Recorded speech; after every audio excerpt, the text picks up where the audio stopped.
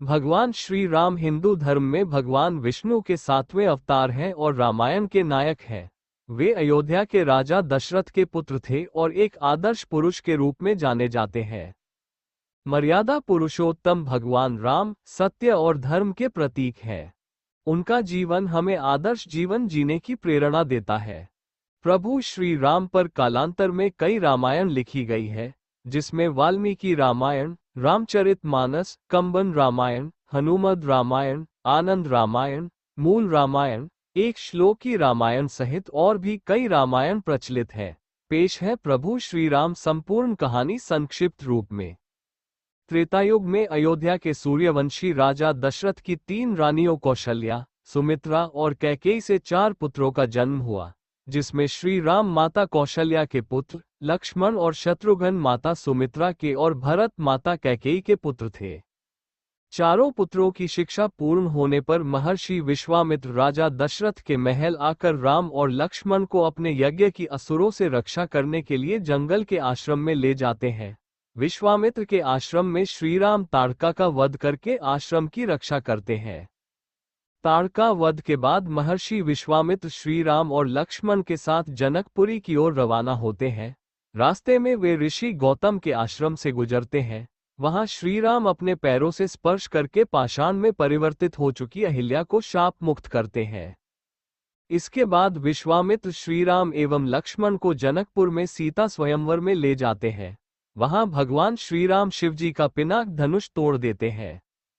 इसके बाद दशरथ जी के चारों पुत्रों का विवाह राजा जनक व उनके छोटे भाई कुशध्वज की पुत्रियों से होता है। श्रीराम का विवाह सीता से, लक्ष्मण जी का विवाह उर्मिला से, मांडवी का विवाह भरत से और शत्रुघ्न का विवाह श्रुतकीर्ति से होता है। देवासुर संग्राम में दशरथ का रानी कैकेयी ने साथ दिया था। दशरथ 2 वरदान मांगने का वचन देते हैं।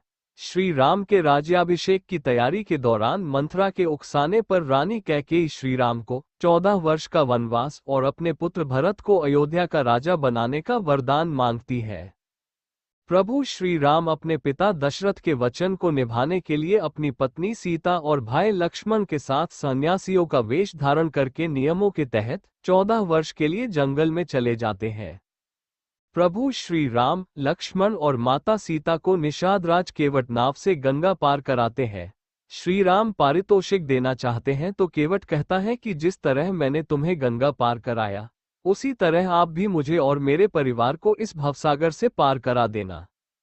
दंडकवन में रावण की बहन शूर्पणखा सुंदर अप्सरा नयनतारा का रूप धरकर कुटिया के बाहर बैठे श्रीराम से विवाह करने का कहती है।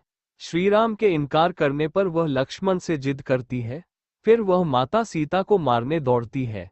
ये देखकर लक्ष्मण जी उसकी नाक काट देते हैं। अपनी कटी हुई नाक को लेकर शूर्पणखा अपने भाई और दंडक वन के असुर राजा खर और दूषण के पास पहुंचती है। बाद में श्रीराम का खर और दूषण से युद्ध होता है, जिसमें दोनों का श्रीराम वध कर देते हैं। खर दूषण के वध का समाचार लेकर शूर्पणखा अपने भाई लंकापति रावण के पास पहुंचकर उन्हें भड़काती है और सीता की सुंदरता की तारीफ करती है। इसी के साथ वह कहती है कि आप वनवासी राम की सुंदर पत्नी का हरण करके ले आइए। इसके बाद रावण अपने मामा मारीच को हिरण बनाकर अपहरण की योजना बनाता है। सीता उस सुंदर स्वर्ण हिरण को देकर उसे लाने के लिए श्रीराम से जिद करती है।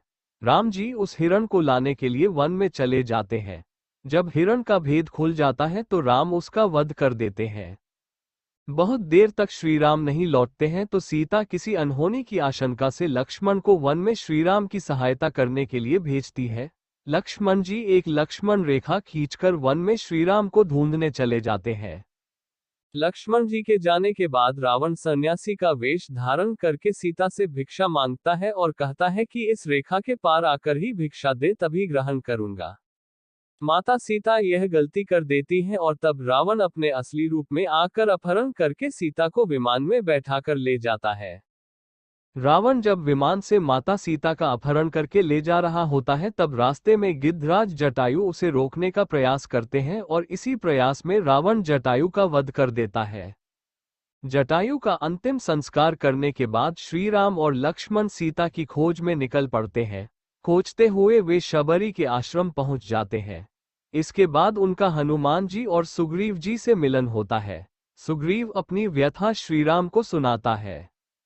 सुग्रीव की व्यथा सुनकर राम जी बाली वध के लिए तैयार हो जाते हैं और सुग्रीव और बाली के युद्ध के दौरान राम जी बाली का वध करके सुग्रीव को किष्किंधा का राजा बना देते हैं। सीता की खोज में जामवंत के कहने पर हनुमान जी को अपनी शक्तियों का आभास होता है और वे समुद्र लांघकर अशोक वाटिका पहुंच जाते हैं। वहां उनकी विभीषण से भेंट होती है। इसके बाद वे माता सीता को श्रीराम की अंगूठी देकर श्रीराम के बारे में बताते हैं।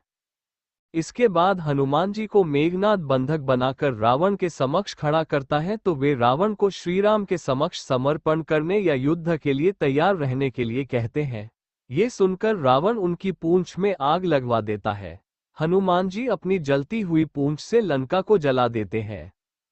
लंका दहन के बाद हनुमान जी विभीषण की मुलाकात श्रीराम से कराते हैं और तब नल और नील की योजना से समुद्र पर सेतु का निर्माण किया जाने लगता है। अंत में श्री राम बाली पुत्र अंगद को रावण की सभा में भेजकर समर्पण करने और शांति का अंतिम प्रस्ताव का संदेश देते हैं। रावण नहीं मानता है तो अंगद अपनी शक्ति का प्रदर्शन करके चेतावनी देकर लौट आता है। इसके बाद राम और रावण का युद्ध होता है। तीसरे दिन के युद्ध में श्रीराम का कुंभकर्ण से युद्ध होता है और तब कुंभकर्ण मारा जाता है। कुंभकर्ण और रावण के पुत्रों के मारे जाने के बाद लक्ष्मण मेघनाद का युद्ध होता है। तब मेघनाद राम लक्ष्मण को नागपाश में बांध देता है। फिर गरुड़ जी की सहायता से राम लक्ष्मण को नागपाश से मुक्त कराया जाता है।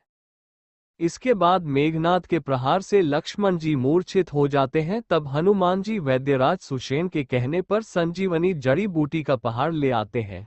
संजीवनी बूटी से लक्ष्मण जी को जब होश आ जाता है तब फिर से उनका मेघनाद के साथ युद्ध होता है और अंत में वे मेघनाद का वध कर देते हैं।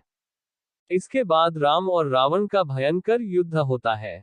विभीषण के बताने पर श्रीराम नाभि में तीर छोड़ते हैं और तब रावण का वध करने के बाद प्रभु श्रीराम अपनी पत्नी सीता और भाई लक्ष्मण के साथ पुष्पक विमान में बैठकर अयोध्या लौट आते हैं। अयोध्या में प्रभु श्री राम, लक्ष्मण और माता सीता का भव्य स्वागत होता है और बाद में उनका राज्याभिषेक होता है। राज्याभिषेक में हनुमान जी, सुग्रीव, जामवंत, अंगद सहित वानर सेना के कई लोग शामिल होते हैं। इति राम कथा।